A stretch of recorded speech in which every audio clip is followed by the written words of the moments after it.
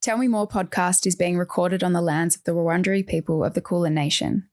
We pay our respects to elders past and present and extend that respect to all Aboriginal and Torres Strait Islander cultures. This episode contains content that may be distressing to some listeners, including discussions around eating disorders, depression, and suicide. Please take care when listening. If you or someone you know is struggling with any of the topics discussed, please reach out to Lifeline on 13 11 14. There are other resources for eating disorder support in the show notes. My name is Olivia Molly Rogers, and I'm excited to get comfortable in the uncomfortable with you and remind you that nobody is perfect and everybody has something going on behind the scenes that you may not know about. I hope you enjoy the podcast. Hello and welcome back to Tell Me More. Today we are joined by the wonderful Lucinda Price, also known as Froomes. Lucinda is a writer, broadcaster and comedian. She has cultivated a dedicated online following and earned an AACTA nomination for Best Digital Creator in 2022. Lucinda recently released her debut book, All I Ever Wanted Was to Be Hot, which offers a refreshingly candid exploration of how pop culture, the internet, and contemporary beauty standards shape our perceptions of our bodies and self-image. Welcome, gorgeous gal. Yay. Thank you, Queen. Thank you for having me. I'm so excited to chat to you. I devoured this book. It was incredible. I'm going to hold it up for the people. This is seen a lot because I really wanted to get through it before I had you in this hot seat. But also when you announced it, I just couldn't wait to read it because I can relate to so many of the themes. When did you write it? Oh, I wrote it. I started writing it. Well, I got asked to write a book in 2021. Mm-hmm. And at the time I still had an eating disorder, so it wasn't going to be about that because I hadn't exactly confronted what I was doing, but probably hard out writing 18 months of doing it and thinking about it all day. Like I've thought about it so much for years. First of all, because when I had an eating disorder, I'd obviously think about food and my body all the time. So I was kind of inhabiting what the book's about for many years. And then actually sitting, thinking, reading, interviewing, going through research was 18 months, including the writing itself. What was it going to be about before you came to terms with the eating disorder aspect? Originally I was like asked to do, it was going to be like a coffee table book about being a CEO. So random, like doesn't make sense. I mean, it does. You're the CEO of your own business. But I guess that's like a bit gimmicky and a bit like, I don't think that character was like me enough to do something that big. Like it was fun at the time, but I think it would have had an expiration date, whereas I always knew that I wanted to write a book. So by the time I was ready, it kind of all came together perfectly. Yeah. I would love for you to kick off by telling me how you would describe yourself to a complete stranger. Obviously, I've just given a bit of background, but if you met someone today that didn't know anything about you, how would you describe yourself? Oh my God, it happens all the time because I go out a lot. Like I'm a very social person, especially in my twilight years of my 20s. So I get asked this a lot and it changes depending on who I'm talking to. So if it's like a random person at a bar or a club or something, like the last person that I spoke to who asked, I think I said I was a writer. And they're like, oh, do you mean a journalist? And I just agreed and said yes because I don't know if influencer exactly explains it, but that probably encapsulates what my day-to-day life looks like. So it's probably the right thing to say. And I do believe that influencing is like seen as not a real job. Yeah. And I think it's unfair because it's like mostly the domain of women and it's where women like totally out earn men. And it's also so hard. Like it's actually hard going out and taking videos of yourself on the street. Oh, being shameless. Yeah. It's like sales. I think of it. It's like sales. It's like a sales job. You're always selling yourself, which takes a lot of kind of like strategy. It's just like running a social media for a brand. I looked at this interesting meme the other day, which was like, all brands have become content creators and all content creators have become brands. Like you can't have one or the other. That's so true. Yeah. So I guess, yeah, it depends who asks. I also like to say comedian, but then people ask me, oh, where do you do stand-up? And then it's humiliating having to explain, I don't do stand-up. Why is that humiliating? I don't know. I think because like often the people who go directly to thinking that it's stand-up are kind of the people who would like look down upon you saying you're a comedian if you don't do stand-up. Yeah. So it's kind of like an awkward backwards thing, whereas like yeah, I'd say there's all these other words I could use in instead of comedian, but they all sound kind of wanky, so I'm not sure exactly. As you can see, I'm very fucking confused. Oh my God, I hate when people ask what I do. But it's interesting that it depends on the day. Like when I met my boyfriend, I told him I was a speech pathologist. I'm not practicing. He thought that for 2 hours, the first 2 hours that we met, that all I did was speech pathology. So yeah, it depends on my audience and like how I think they're going to receive it probably, which is a shame, but it is what it is. But also when I say, how would you describe yourself? Like I think automatically we go to what you do for work. Oh, okay. Yeah. What about just like you as a person? As a person, damn, that's a good one. Running through the forest, having a good time, hanging out with my friends. I don't know. Funny. Maybe. I don't know. I don't think you can say you're funny. Well, I can say you're funny. Okay. Yeah. What I loved so much about your book is that you're so vulnerable and raw and honest, but you are also very funny. So, you know, tears of joy / tears of pain throughout the book. I found it so relatable, so many aspects of it. And from the very beginning, you talk about how you kind of had this mission. I mean, it's in the title, but this mission to be hot. It was really interesting to me. I loved the bit where you talked about when you were 11 and you got ready for your school photo and you were feeling yourself. And then you got the photos and you were like, it wasn't me. That really stood out to me and I think was a pivotal moment for you. Yeah, 100%. Yeah. Because I thought what happened was this guy came to our school to take photos of our computers because we got donated all these computers and I like shot my hand up being like, I need to be in those photos. We went to the computer room and he took the photos and we had to like concentrate on, you know, using the computers. And I can literally remember being in that room. I remember what it smells like and him taking the photo and thinking, I ate that up. Like that is a 10 out of 10. I can't wait. Like I'm sending this to neighbours. I'm going to get an audition. Like this is my moment. This is my motherfucking moment. And then we got the paperback and I remember, I flipped through the pages and I held it up and I was like, oh, I have a big nose. What the hell? No one told me I had a big nose. Oh shit. Like I don't want to look like that on the side on. I didn't think I looked like that. And it wasn't me. It wasn't me. And so there's kind of like a bit of like dysphoria about when you find something about yourself that doesn't feel like you. Yeah. And interestingly, when I got a rhinoplasty, I did go back to feeling like how I thought I was meant to look. Really? Yeah. And I've spoken to a lot of other people who've had the same experience and they say, yeah, it goes back to how you see yourself, how your inner self wants to look. It's kind of deep. It's really interesting. You spoke about having the rhinoplasty, nose job, at quite a young age. How old were you? I was 17. Yeah. And the way that you spoke about your mum, you know, giving permission for you to do that. Can you talk about that? Yeah, of course. So both sides of my family have like big noses. It just kind of runs in the family. And at the time, I think because she saw how upset I was about people's comments about my nose when I was a young girl, like I was distraught and I was always kind of like an anxious kid and I would get really hung up on certain things.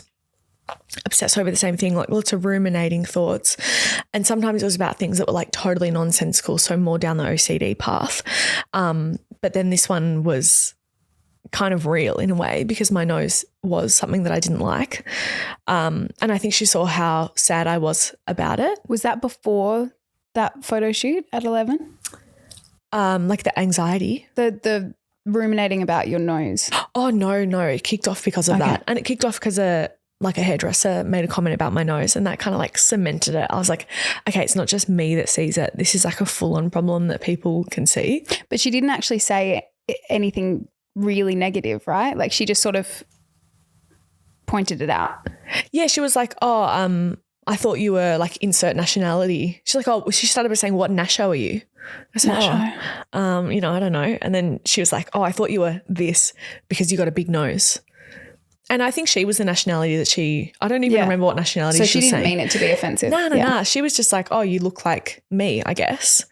But I had at that stage figured out that I had a big nose, and I thought, I don't want to have a big nose. So that was kind of like a complicated experience. But my parents letting me get it, I think it was because my mum had always hated her nose as well, and she didn't have the means to change it. Like, how many people can get a nose job when they're 17? It's pretty unusual. And your parents, that's a big decision for them to make, both pay for and allow you to do. And I speak about this in the book because I think there's this idea that parents are meant to tell you that you're perfect and like you don't need to change anything. And my parents would totally do that. They never made an out of hand comment about my nose.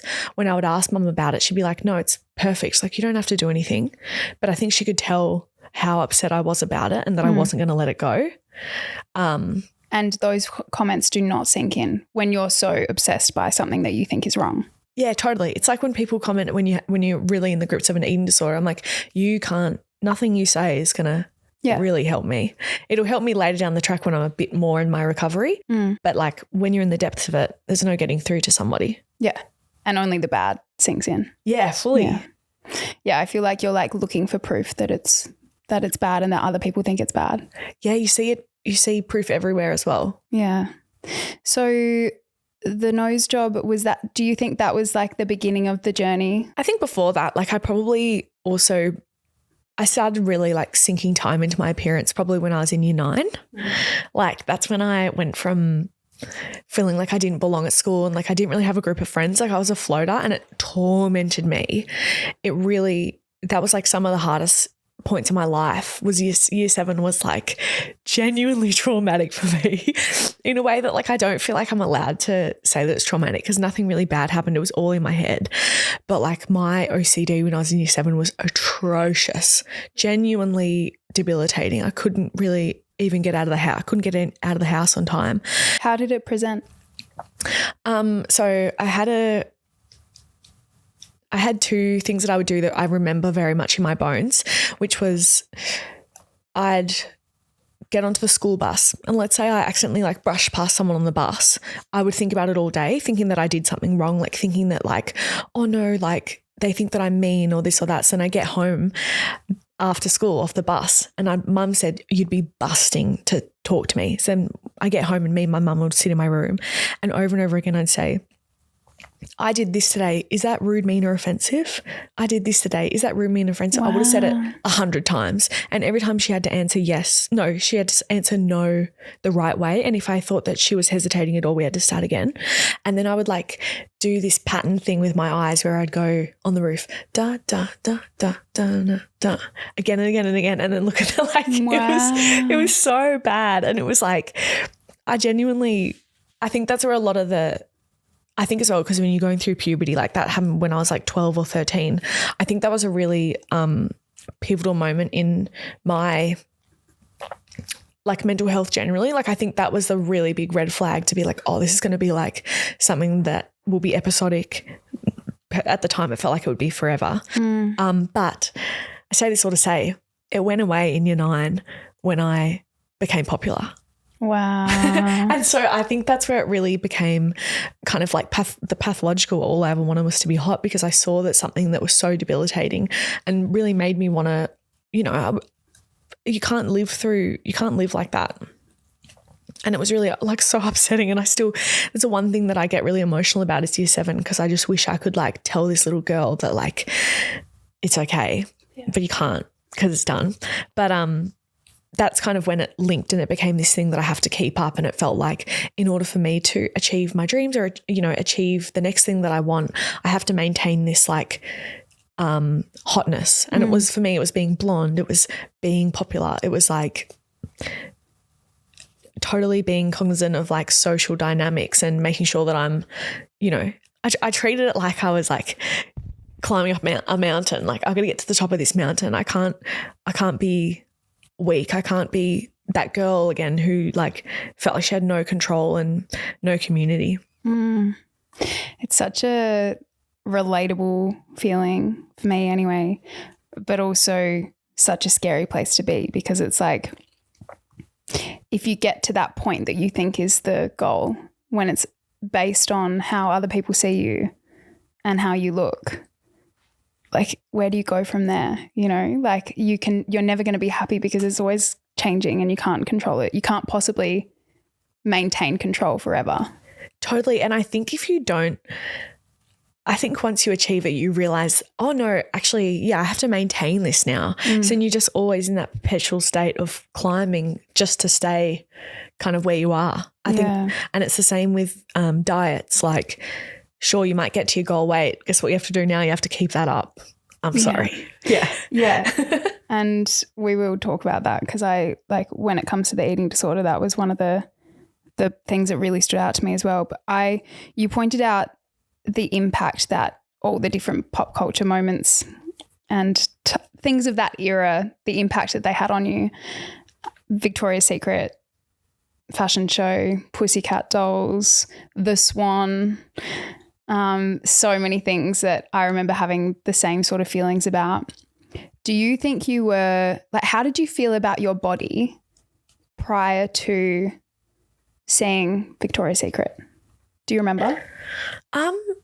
I remember what I did after watching the show, which I write about, which was after the show, I'd be busting to run down the hall, go to my room, close the door, and I had a mirror in the corner of the room, and I would take all my clothes off, and I have my little Bonds shelf tank top on, my little Bonds undies, and I would get on my tippy toes and walk towards strut your stuff. Literally strut your stuff, and then flick around and go back. And I just remember it so distinctly, and thinking, oh yeah, when I'm old enough, I'm going to be having abs. This will be a thing that will happen.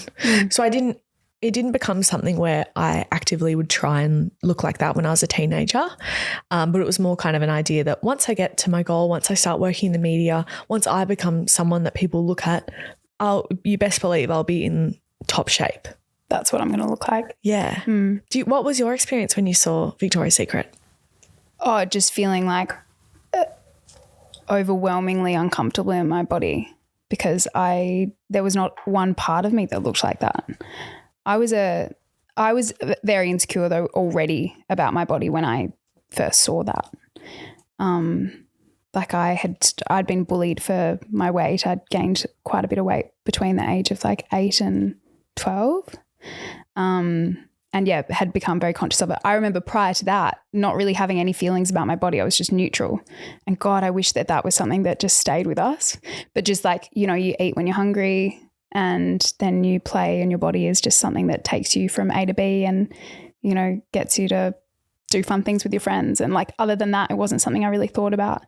But it wasn't until friends or, bullies pointed out differences in my body in comparison to other people. And then I latched onto that. And yeah, so then I remember Victoria's Secret's having really bad, and Pussycat Dolls, watching those videos and just feeling awful and feeling wow, I had a different feeling where you were that'll be me one day. I was that's never going to be me. So I'll probably never be happy in my body. Is it funny how it's the same? You end up kind of going down the same rabbit hole. Yeah. No matter how you feel about that thing. Yeah. But I think also what made it worse was the magazines at the time that were always, celebrities being caught out looking normal, but looking what they made to be negative. If they had a little bit of cellulite or a pimple. The pimple, it was so crazy. It's so fucked. So you had an okay relationship with your body up until what point? Probably even in high school, I felt pretty good about my body. Everyone would say that I was skinny fat. That's nice. Yeah. Which, kind of was a compliment back then because you're not even trying and you just whatever. And I think I had big boobs, so it was kind of in the 2010s or probably grew into my breasts when I was in year 9. Again, that really pivotal year for me. So I think I was never othered for having a body that wasn't considered desirable. And I was always celebrated for it. So I felt good in my body probably up until 21 when I got a job as a health and fitness editor. And that was when my childhood self, who thought when you start getting to your goals, that's when we're going to be kicking in. And I think that's when I started. But before then, I think I was happy with my body. I felt really good in it. And I had positive experiences where I'd be celebrated for it. Like I had a boyfriend and he would always compliment me, like wouldn't really say anything negative. And I think that being one of my formative experiences with the opposite sex definitely gave me this confidence that carried on for a long time, because I know a lot of girls and guys, you know, you remember like comments that people make for you, especially in those formative years where you are exploring your sexuality and stuff like that. When someone says something bad about you, like that really... Oh, it can stick with you. Sticks with you. Yeah. Or even think about, and I think procedures that aren't super invasive, even like laser hair removal.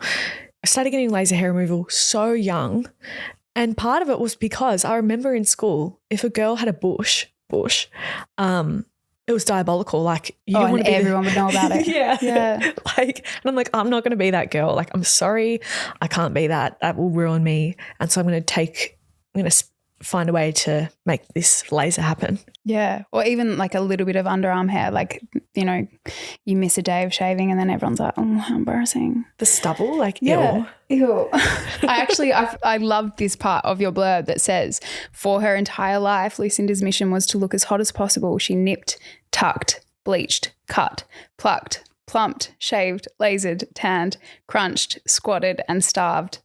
Then she broke. I'm like, I just think that every woman can relate to that, but probably not actually talk about the breaking part.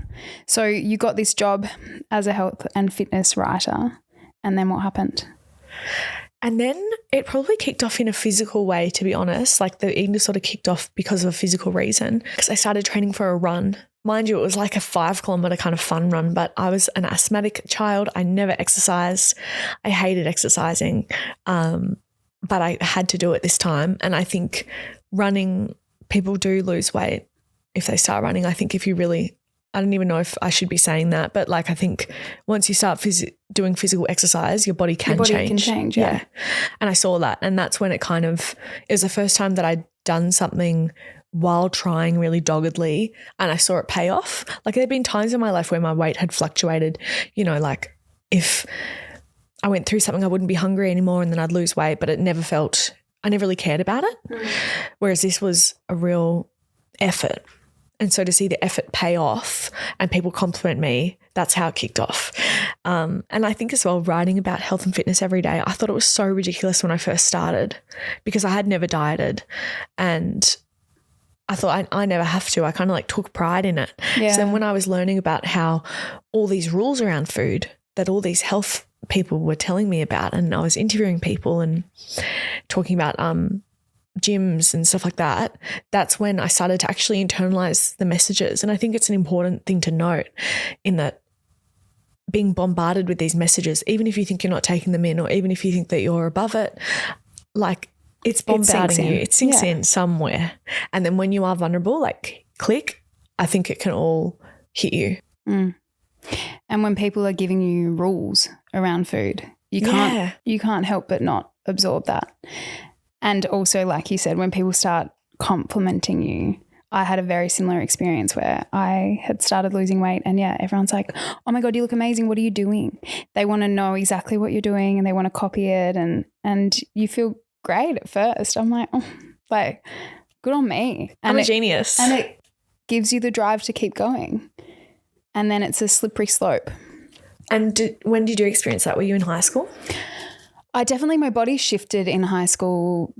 You know, I took up rowing and so naturally, like I wasn't actually actively trying to lose weight, but my body changed with, you know, I was doing a lot of exercise and our rowing coach was, you know, would comment on our nutrition in a healthy way though. Just like make sure you're not having too many, processed things and try to make sure you're getting your energy from the whole foods, like lots of vegetables and that kind of thing. So it wasn't like he wasn't saying cut this out and only have this. I think he actually did it in a really good way.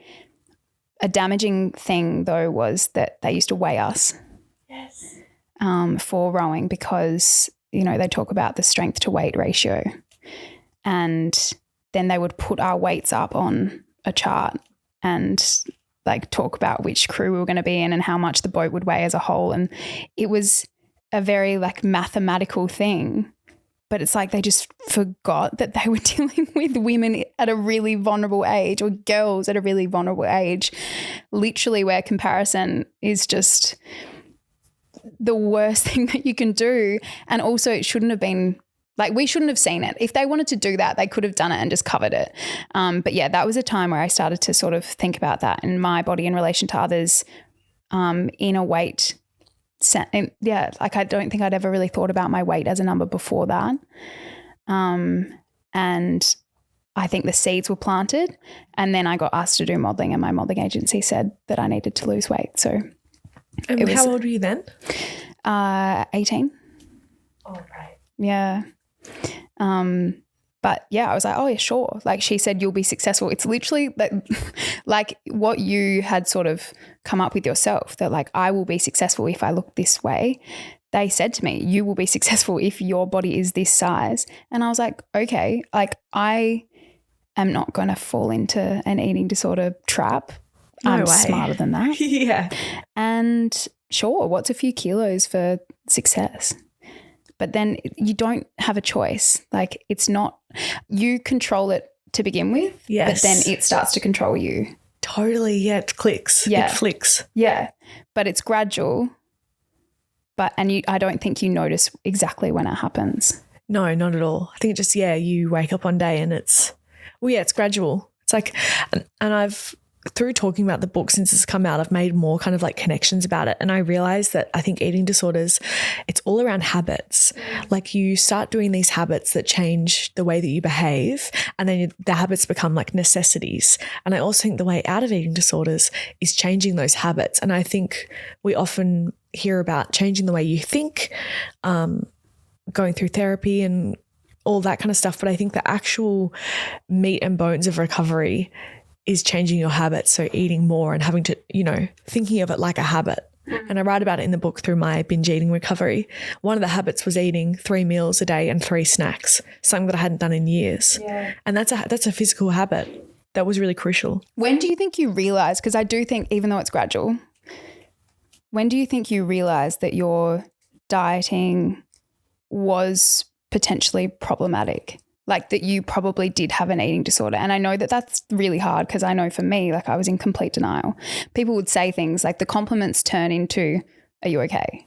Yeah. And you're like, I'm fine. You said in the book, I'm eating healthy. Like I'm all good.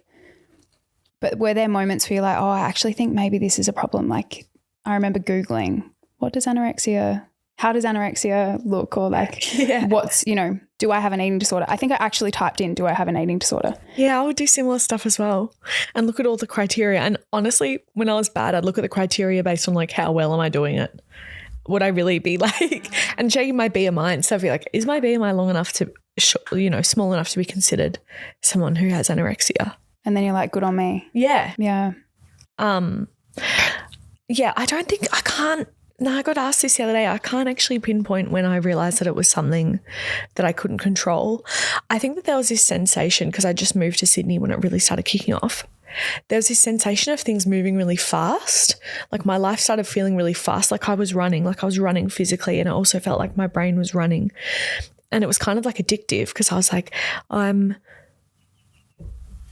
we're speeding up. Like this is what Sydney feels like. This is what my job feels like. I'm going to become the most successful person on earth. So it's this kind of like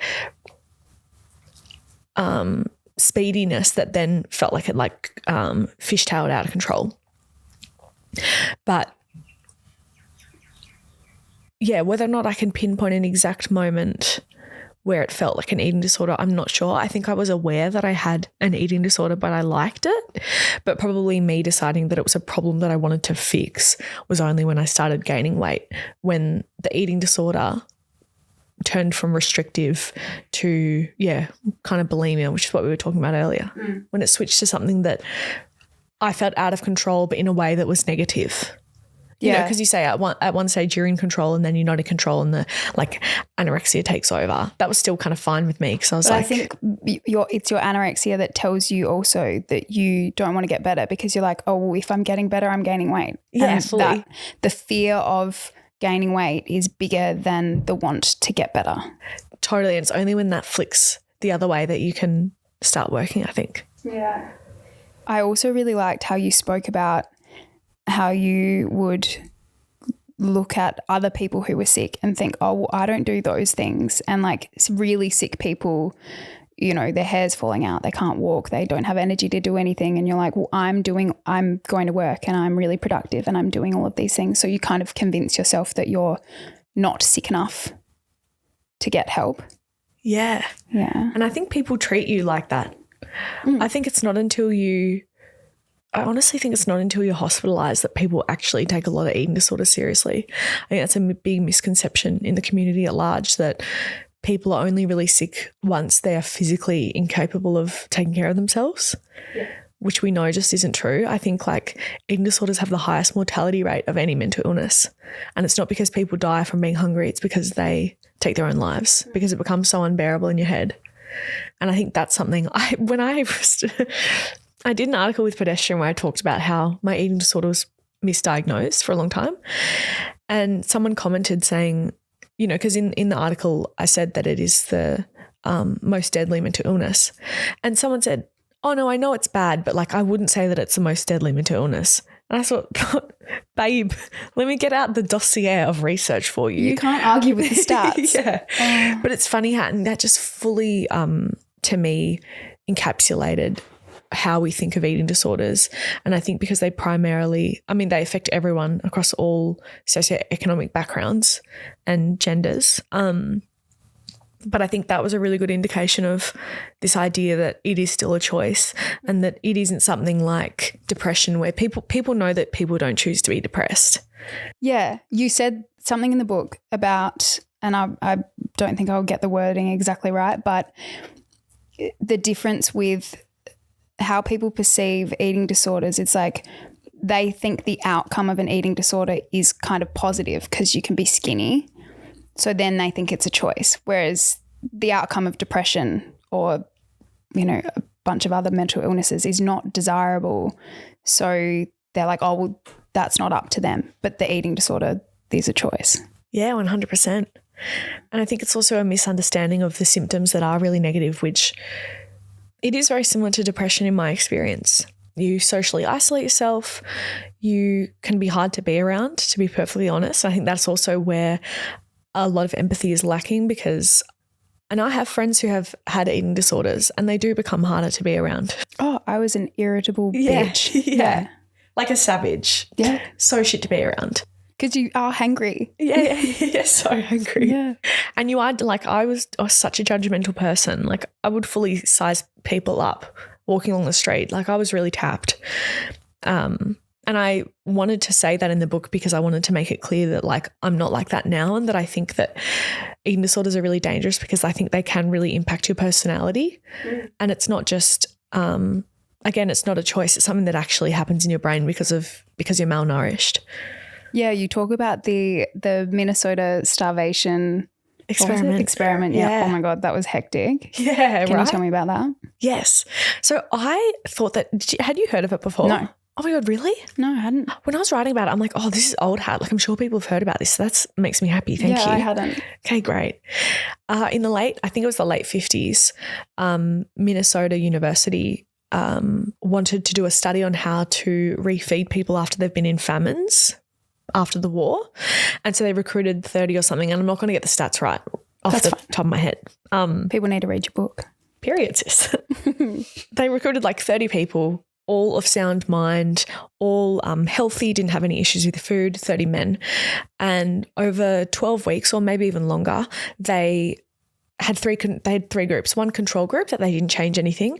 One group where they would start giving them a very low amount of calories every day, which is honestly actually the same amount of calories that many diets advocate for now. I won't say the number, but like you'd remember the exact number because it's something that's often cited. Yeah. And then the third group, I think we're a control group or something. Anyway, the men that went through the study, by the end, they just kind of slowly devolved into literally eating disorders. They would all become obsessed with food. They would coddle the food, play with it. They totally lost interest in any romantic relationships. Like they weren't isolated in a room doing this. They were still allowed to live their lives, but they had to keep a diary as well. And you could just tell, like I think there were two men who went into a psychosis because they were so hungry. And it was just, I think the experiment is so powerful because, again, I think eating disorders are misunderstood as something that affects young privileged women. Yeah. Whereas seeing that 30 young men fully, no mental health issues, no outside influence saying that they need to look a certain way, their behaviours in the end became exactly what we see in an eating disorder. Yeah, and the drive wasn't vanity. No, exactly. It wasn't, to look a certain way. It's literally from the control of the food. Yes. Yeah. And yeah, I think it really goes to show that you can just hit a point where you start not making sense. And for women, we are kind of like in a Minnesota starvation experiment. We're like encouraged to do all the behaviors that they did. So it's no wonder that it happens so often. Yeah.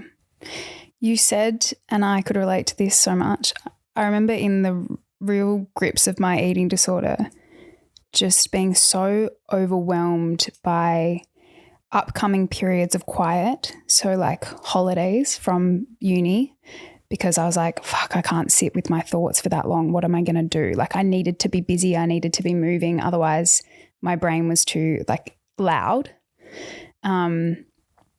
And I just thought, I can't imagine living a life like this. Like that's so grim. And you said that you were like, oh, well, I will probably only live till I'm 30 because I can't live beyond that. So it's okay if I'm doing that. Yeah. To that point. And I really believed it. Like I write about it now and I find it so strange. And again, it's something that I wanted to keep in the book because I know there must be other people that think like that and still think like that. It was kind of like and I think as well, it's got to do with like a family history of suicide, to be honest, feeling like it was a viable option, I think as well. And again, I think people who've experienced a similar thing might also think that way. But now that I'm a lot better, I think it's crazy that I thought that way. I think it's like insane.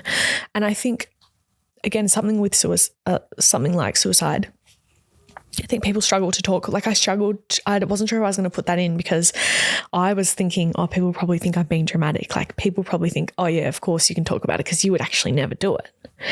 And I don't know, maybe that's my own self-consciousness. But no, I get that. But I think it's so important for people that have had similar feelings to not feel like they're alone in those thoughts because they're such big thoughts. Yeah, 100%. And real. And real. And to be honest, I'm like a pretty impulsive person. And there were times when you're so stuck in it and you also are thinking about yourself all the time because you're so internal at that moment. And it also, yeah, like you said with the holidays, I was like, yeah, there's no way I can continue my life like this, but there's also no way that I'm going to be gaining weight. So I think there's only one option. And I say one of my personal favorite lines in the book that kind of makes it a bit softer, which I think was important, was like, I would think, oh yeah, I'll die, but like my corpse won't be embarrassing. Yeah. Which like is pretty funny. So yeah. Crazy. It's crazy. It is crazy. Yeah. But it's like, I think it paints such a clear picture of how overwhelming and dark and deep those thoughts are, that it's not just like a shallow wanting to look a certain way. It's like your thoughts are controlling you. Yeah. Yeah. It's so hectic. I would love to go into how you shifted away from that, because I think one of the things that is lacking with eating disorders and a lot of the time when it's spoken about is the hope that it can get better, because like we both just said, when you're in it, you're like, I'm going to be like this forever. And that's a terrifying thought. And to have kind of all of the joy from your life like stripped from you because you can't enjoy, you think that you're wanting to look a certain way to then be in a bikini on a holiday. But if you do that, you're not enjoying yourself because you're consumed by how your body looks and what you're eating and what you're not eating. How did you start to get better? And the holiday would suck, as we know. Yeah. It's not fun when you're missing out on all the good stuff. Yeah, like I remember thinking, I would never go to Italy because I wouldn't want to eat pasta and ice cream. Crazy. But also like looking at other people who were doing those things and thinking like, God, that must be nice to not be worried about that. How do you do that? How do I go to doing that? Yeah. Yeah, there were like a few factors. I think, like, I'd actually always struggled with holiday periods. Like, even in school, I always needed something to do. I always needed something to like put my mind to. I couldn't really sit with my thoughts. So that just ramped up with the eating disorder, but it was something that I was used to. So I actually never thought that, because now I love holidays, and that's kind of in the first time in my whole life that I really enjoy downtime. I enjoy being like quote unquote lazy. I could just go a whole week not like doing work. I never was that person. So that's pretty amazing. And honestly, like that makes the eating disorder experience, I would never go so far as to say it was worth it. But on one hand, it really helped me rewrite this narrative of what I thought my life was going to be like and what it was always like. Yeah. But there are a few things, I guess, for me, like a big trigger for me with my anxiety is like social feeling like I don't belong. And I think that it started in the year 7 thing. And I think it genuinely like had an impact on how I see myself and stuff like that. And around 2020, I had for the first time, for what felt like in the first time in my life, like a really solid group of friends. It wasn't the first time, but, you know, as an adult, I think especially when I had the eating disorder, I moved to a new city and that's when it kicked off. So it wasn't conducive to making friends. Every weekend I had to really push to find someone to hang out with because I didn't just have this inbuilt group. But around 2020, a whole bunch of my friends lived in the same suburb and they were all friends that I'd neglected for a long time because they didn't work in the industry. And I found parties boring with them because I'm like, oh, this on the weekend, like I don't want to hang out with you because it's not advancing my career. Like you guys are all boring. You all love drinking. Like I hate all that stuff. I don't drink. And then 2020, a few things shifted that mindset and I became close with this whole bunch of girls and we go away on trips together when restrictions weren't in. And I started dating also one of the guys in the group and it was the first time that I'd ever dated someone who was my age, who was like fun and funny and who I knew didn't like me because I was this young, you know, sparky girl who was quite innocent and just like excited. It was the first time that I felt like I'd really like found someone who was an equal to me. And I think that as well. Had you previously just dated older people? Oh.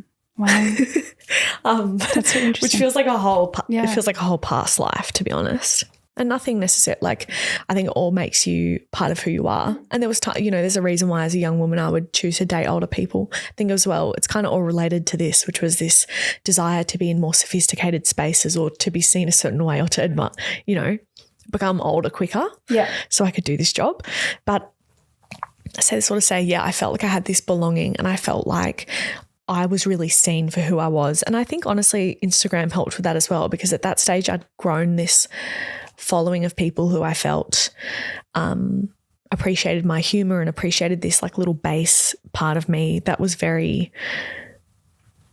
I was creating things in line with what I loved. And I always found, even as a kid, when I draw things, I had this real sense of satisfaction and I loved showing them to people.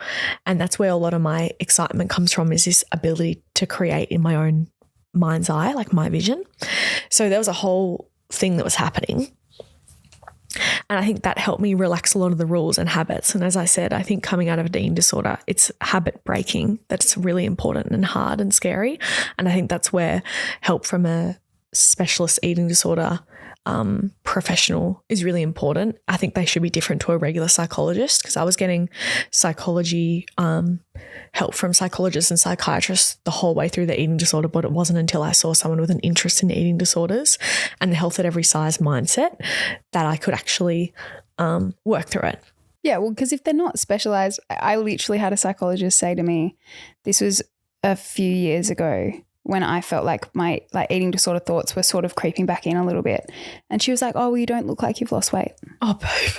See what I mean? That's crazy. That is literally the worst thing you could say. Yeah. And I'm like, oh, okay, fuck, it's not valid then. Let's not talk about it. So I think and that's why in the back of the book I have a resource list. And I think if you're someone who's struggling, it's important to look at somewhere like the Inside Out Institute of Eating Disorders. I don't think many people know about it, but it's this incredible research hub that has a dedicated list of professionals who with an interest in treating eating disorders. What do you think the biggest challenges were in your recovery period? Dealing with people's comments about my changing body. That would happen so often online and in real life. It was either like you're looking really healthy, or sometimes men would say, oh, thickum. Like someone said recently, hi thickums, or something, like calling me thick. I was like, oh, this is so hectic. So little things like that. And that just confirms when you're still dealing with an eating disorder or coming out of it, you're thinking everyone's looking at you. So when it's confirmed that they are, like I also had a Google search saying Froomes weight gain. That was another moment that I write about in the book. I think as well, changing your habits is really hard. Totally rewiring your brain, totally changing what you eat every day. That's a challenge 3 times a day at the very least. Yeah. Where your mind has to be put to a challenge. So that was hard. But there were also so many moments, and I think this is not spoken about in recovery stories either, of like pure joy, and you get these little insights of like, oh my God, I just did that. Like, whoa, I had so much fun tonight. Like I remember going out with a new friend of mine until 4 a.m. in the morning, just laughing and talking with these random strangers. And I was still recovering from the eating disorder, but I thought this is the first time in years where I've gone out and done something that I loved doing as a teenager, which is just going out and meeting random people and talking shit. So there's little moments of like wonder that I think help you along the way. And that again, I think. And you can go for periods where you haven't thought about food or your body, and you're like, wow, I just went like several hours without. Yeah. You got that? Oh, definitely. Yeah.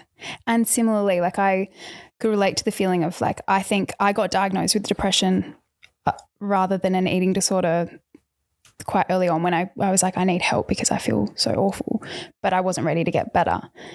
And all of the joy had been stripped. Like I love dogs, and I remember walking past cute dogs and just feeling nothing. And I was like, whoa, I'm like, my brain's broken.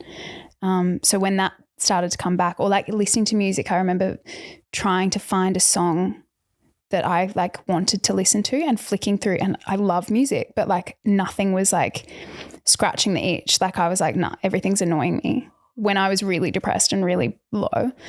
And then, the feeling of like walking past a dog and being like, oh my God, and like just having that back and that joy, like little things. And listening to music and like losing myself in it and just having a great time. Yeah, when you start to notice those, like the old yous coming back. Yeah. Yeah. Oh, that's so good. I so relate to that. Yeah. I think that's what people, it doesn't get spoken about enough, where there are those, you can have those joys back, and they're worth pursuing and worth, facing the really yucky parts of recovery for. Yeah. I find it really interesting because you say that you are recovered. I've never said that about myself. Like I always say I'm in recovery. I think it's really powerful, and I was reading it and I'm like, oh, maybe I should do more therapy so that I can get to that point. Like, can you tell me about that? I think because the eating disorder started when I was 21, I had a pretty good idea of what not worrying about food looks like. So I have a barometer, and I think a lot of people don't. So it's also something to be aware of, and that's probably why I can write about it in that way. But it just looks like, I guess I've realized that any kind of like benefit that I could get from being thinner would never outweigh the feeling of never having to diet again. Yeah. So there's definitely little tiny moments, minuscule moments that I'm aware of before they even hit me, where, I have an event coming up and I'll think, I wonder if I looked that way. And then it just goes away, because I think, no, like I instantly am so painfully aware of what it would take that it's not even an option. So for me, that's what recovery looks like. It also looks like worrying about something else. So I feel so good right now, I guess because I'm in book promo time, and I'm feeling like all the labor that I put into it is being rewarded, which is a lovely feeling, because you never know when you put something out in the world whether or not it's going to be received well. So I'm high off that. That's awesome. Thank you. But I don't know. I guess I honestly probably could have spoken to more people who say that they're fully recovered. There's a writer that I talk about in the book. Her name's Emily. she had a blog called The Hunger Artist, and she was the first person whose story I read, and I just knew she was fully recovered. And her whole story is about helping people realize that it's possible to have a full recovery. But yeah, I think part of it's because I know what it's like to not worry about food, and I'm back where I was. Yeah. Maybe like I think I had an interesting relationship with food in my body from a younger age. So maybe that's different. But for me, the way that I see it is like I feel like my eating disorder voice or like eating disorder part of my brain is muted. And then every now and then it like glitches and I can hear it and I'm like, shut the fuck up. Yeah. And I just like won't act on what it tells me to do. So, you know, similar sort of thing. Like if something's coming up and I'm like, oh, maybe I should like, do something in preparation for that. And then I just won't. And I'll try and do the opposite. And if that's like old rules around food or exercise, because like I still love, like I love running and I love working out, and to make sure that that doesn't fall back into old habits. It's like not being too rigid and not, you know, exercising at the same time or the same amount of times every week or the same, you know, number of kilometers, or like not sticking to certain numbers too much of anything. But it's a tricky, like it's a hard sort of line to walk because, and I think I know you said that you didn't really like exercise. Yeah, so that's an interesting, I haven't thought about that. So how do you feel about, fitness and that stuff now? I like rollerblading. I like getting into the ocean, but I don't do anything directed. I don't do any like directed exercise. I don't go to exercise classes. I find exercise classes, I didn't write this in the book necessarily because I think a lot of people get a lot out of it in a way that I can't necessarily understand. And I might go back to loving them. I don't know. But I find the whole industry around fitness,